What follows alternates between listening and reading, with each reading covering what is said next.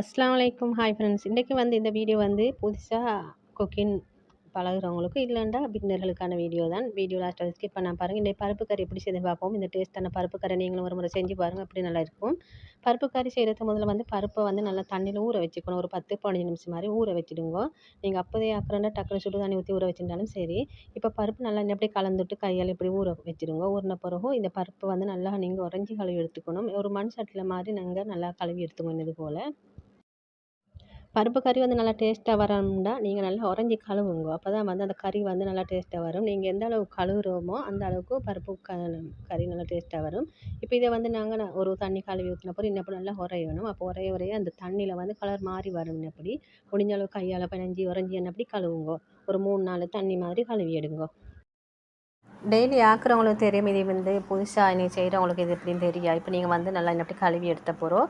இப்போ இந்த பருப்பில் நீங்கள் தண்ணி ஊற்றி பாருங்கள், எப்படி தெளிஞ்ச மாதிரி வரும். அப்போ தான் நாங்கள் இதில் அடுத்தடுத்து ஒரு சாமனை சேர்த்துக்கணும். முதல்ல வெங்காயம் சேர்த்துக்கணும். ஒரு பாதி அளவு வெங்காயம், அதோட பூண்டு 3-4, பச்சை மிளகாய், சின்ன மிளகாய், கருவேப்பிலை, ரம்பை, இதோட ஒரு பட்டை, ஒரு ஏலக்காயும் சேர்த்துக்கோங்க.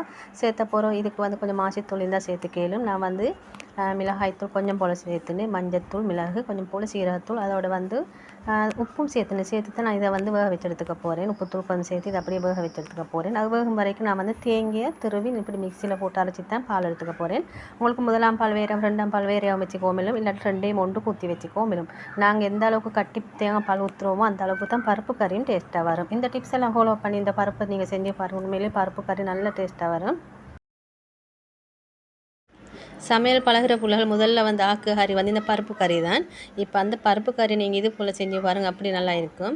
இப்போ இந்த பருப்பு கறிக்கு தேவையான தேங்காய் பால் நான் 2ஐயும் ஒன்றுக்கே ஊற்றினேன். ஏன்னா இது நல்லாவே கட்டி தேங்காய் பால்னத்தால் முதல்ல இந்த பருப்பு கடலைகளுக்கு உப்பு போட்டு வேக வச்சு இல்லைன்ட்டு அது வேகிறலன்ட்டு அது அப்படி இல்லை. இப்போ போட்டு வேக வச்சு பாருங்கள், ஒரு முறை சரி வேகும் அது. இப்போ இது நல்லா கரைஞ்சி வந்த பிறகு இதோட கட்டி தேங்காய் பால் ஊற்றிக்கோங்க. ஊற்றி நல்லா கலந்துட்டுக்கோங்க. உங்களுக்கு இப்போ உப்பு போதாண்டா இப்போவும் பார்த்து உப்பு சேர்த்துக்கலும். இப்போ எனக்கு உப்பு போதாமல் இருந்துச்சு. அப்போ நான் கொஞ்சம் உப்பு சேர்த்தேன். உப்பு சேர்த்த பிறகு இது அப்படியே கலந்துட்டுக்கணும். கலந்துவிட்ட பிறகு ஓரமெல்லாம் நல்லா கொதி வரசில் தான் நாங்கள் பருப்பை இறக்கிக்கணும். இப்போ இந்த மாதிரி கொதி வரணும் ஓரங்களில். இப்போ இதுக்கு ஒரு தாளிப்பு சேர்த்துக்க போகிறேன். ஒரு ஃபேனில் எண்ணெய் சேர்த்துக்குவோம். எண்ணெய் ஒரு கரண்டி இல்லாட்டி 1/4 கரண்டி மாதிரி சேர்த்துக்குவோம். தேங்காய் தான் சேர்த்துனேன். இதோட கொஞ்சம் போல் கடுகு சேர்த்துக்குவோம். கடுகு சேர்த்து நல்லா பொரிஞ்சு வரைச்சிட்டு இதோட பூண்டு ஒரு 4-5 பூண்டு நல்லா தட்டி போட்டுக்கோங்க. அதோட காஞ்ச மிளகாய் சேர்த்துக்கோங்க. சேர்த்து இதெல்லாம் பொரிஞ்சு வரட்டும். இப்போ இதுக்கு இன்னொரு முக்கியமான ஒன்று சேர்க்க போகிறேன். அதுதான் முருங்கை இலை சேர்த்து பாருங்கள், அப்போ டேஸ்ட்டாக இருக்கும். முருங்கை இலை சேர்த்த உடனே அது வதங்கிடும் டக்குன்னு. அப்போ இன்னும் இப்படி ஒரு கலர சேலே உங்களுக்கு அது டக்குன்னே வதங்கிடும். இப்போ இதை அப்படி இறக்கி அந்த பருப்பு கறியோட சேர்த்துட வேண்டியதான். பருப்பு கறியோட சேர்த்த பிறகு நீங்கள் இந்த பருப்பையும் இந்த கீரையும் நல்லா கலந்துட்டுக்கோங்க.